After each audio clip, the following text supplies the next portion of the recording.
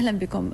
صفحة مشرقة جديدة في العلاقات المغربية الأمريكية يختطها صاحب الجلالة الملك محمد السادس نصره الله والرئيس الأمريكي باراك أوباما.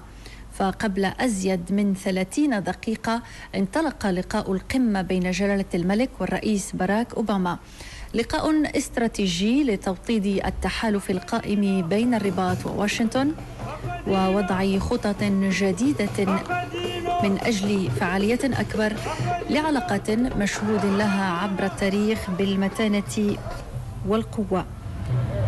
لقاء قمة يحتضنه البيت الأبيض وإرادة مشتركة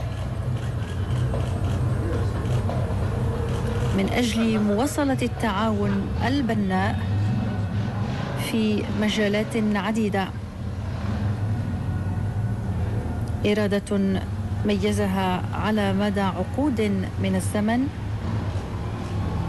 حرص الطرفين على تطوير العلاقات الثنائية وفق ما يخدم مصالح الشعبين والبلدين الصديقين.